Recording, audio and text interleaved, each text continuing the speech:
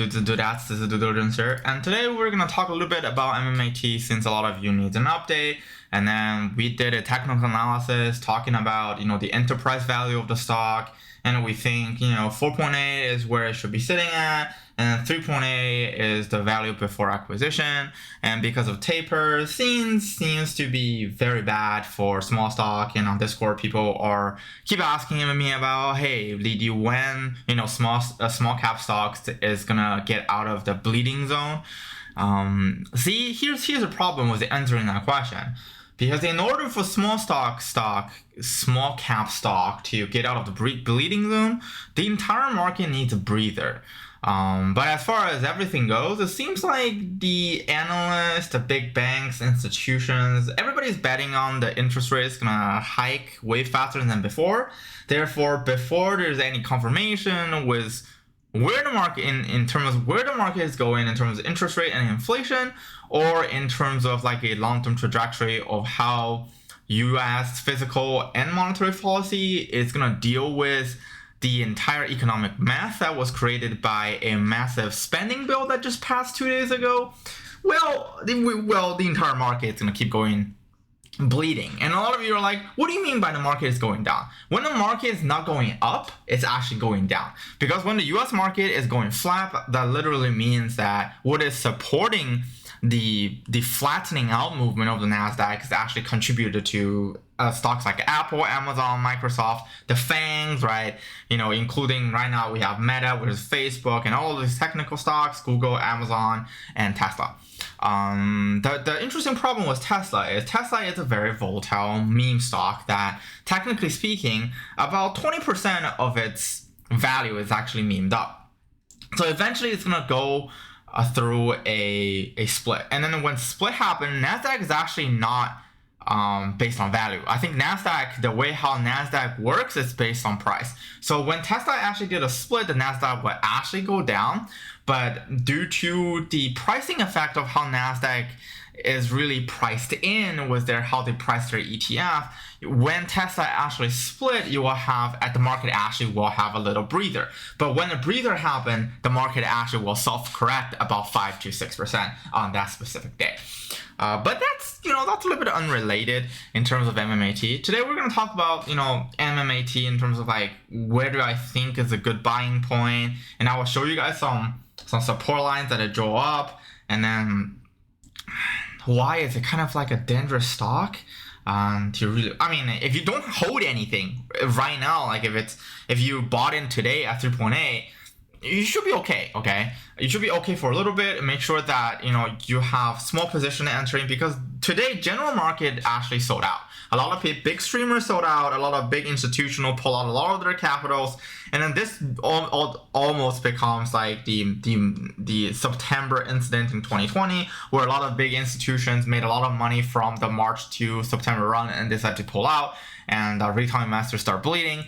And some people decided to hold on to it. Some people decided to do a fire sale. And then guess what? About December, things going back up again with Christmas rally and everything. And it turns out that selling it early is a horrible idea. But for MMAT, today we have George, the CEO, posting out this tweet saying this is getting ridiculous now. NASDAQ is not really categorizing. Let's look at this, okay?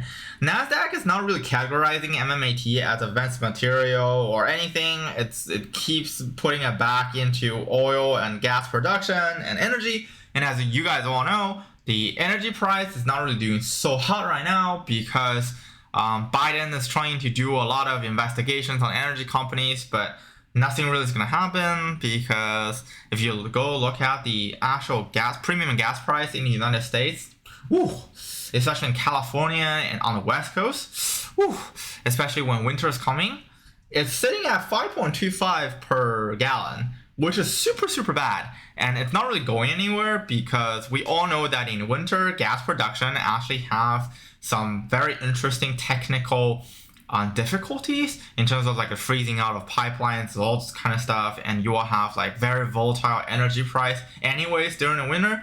And if you go back and look at 2005 and 2015, 2014 and 2008, the supposedly energy crisis, every volatile movement happens in winter. So for those of you who really like gamble and really like to bet on, sudden volatile movement, oil is really good for you. But right now, as for MMAT, if it keep categorizing back into oil and gas production, well, it's not really looking so well for us, especially when the entire sector is bleeding. And if you go back and look at MMAT, we all know that this parallel green line here indicated where the stock's supposed to go, because the enterprise value actually should sit around $4.2 to $4.8. $4.8, we sort of give it as a fair value, and $4.2 is we give it a little bit of like 20% premium upon before the acquisition. And we talk about before the acquisition, the enterprise value is supposed to be around $2.8, and supposedly the stock doesn't have any debt. Therefore, if the market is rational, $3.8 where it should be sort of rotating around. I will draw the line around 3.8 so you guys have a clear visual on where things are going. So let's just do 3.7799. So supposedly, right, if math and everything are going correctly, that means whenever the stock hits this green line, well, let's not make it green line. What is good? Let's make it red line. Let's make it the red dotted line and make it really fat. So whenever the stock actually hits the 3.8 or 3.799 line, it's supposed to rebound back. And you should probably see it tomorrow. But again, I might jinx myself again. But in terms of like the technical and fundamental analysis, especially we're assuming that none of the SEC filing that GP or MMAT filed out requires an amendment, which means all of their fundamentals that they reported in the recent 10Q is correct. And there's no bad PR. They're just like regular stuff. They're just doing all their things like, oh my God, things are just ridiculous, blah, blah, blah, blah. And then remember my last video talking about purchasing orders? They don't have any increase of purchasing orders. They don't have any decreasing purchasing orders. And then they might land a contract from here to there. 3.8 is where, we're assuming that the value of Nanotech Security Corp equals 0 synergy and equals 0 economic scope, okay? Then 3.8 is where the stock should be rotating or oscillating around, and then eventually the stock should be oscillating around $4.8. So right now, if you don't have any holdings in MMAT, if you just, start doing like a very, very small positional bet at today's like closing price, it should have a rebound in the next few weeks, or especially like after the Thanksgiving rally, small stocks should have like a not really like a breather, but a semi correction.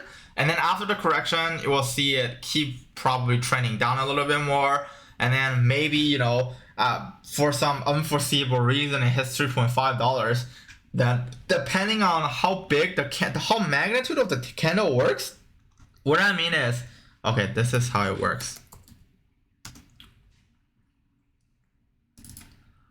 So if the downward candle goes like this, then it will have a sharp rebound right after that. But if the downward candle goes like that, then it will see a couple of days of volume the volume will keep hitting, the selling volume will keep hitting a little bit higher than this before, and then you will see like a small little thing over here, and then maybe like here, and then you will see a rebound. But again, because there's no PR, there's no really but right now the general market operates like this. If you don't have good PR, if you're just like doing your own thing as before, then your stock's gonna bleed because the entire market is trying to sell out right now. As far as how I'm going, I'm also trying to contract a lot of my positions, and I'm over like 20% done with contracting right now. And as you guys know, we're gonna start a $1,000 option challenge, and that will start when I'm done with all of my trimming and contraction. So for those of you who are really worried about MMAT, I mean, again, if you're just holding it for the sake of long term, then what you should do is, again, we're not financial advisors, we do not get financial advisors, is key points, right? 3.8 is a key point. When it hits 3.8, maybe buy a little bit more. And then when it hits, there's another line over here. I don't really want to make things a little bit messy. 3.3. When it hits 3.3, I mean, if it hits 3.3, it's kind of dangerous again. If it hits 3.3, buy a little bit more, and eventually, you know, in some unworldly reason, we're going back to 2.8 again. Right here. Let's do the black line actually. If we go to 2.8 again, we buy a little bit more, and then we just sit there. Okay, worst case that happened in 2.8 is, okay, another reverse split to keep listed. But when it reaches 3.8, the RSI is going to be like single digit, even like 0.9. And then if you are a firm believer of, you know, fundamental analysis, 2.8, the stock is really, really undervalued actually. Because at 2.8, that literally means when you acquire nanotech security, it actually gives you negative synergy in scope instead of positive. So this will be a really good point to start buying like Leap $3 call options. Again, like right now, 3.8, good point to buy $4 Leap options, 3.5, start, you know, maybe buying some multi-leg, you know, buy some puts and balance it out with some calls at $4, and 2.8, start buying $3 call options as Leap. This is it for this video. Hope you guys love it. We're trying to hit 2,000 subscribers by the end of this year, so please, if you haven't subbed, please sub, and if you like those kind of content, smash a like button. See you guys on the outside.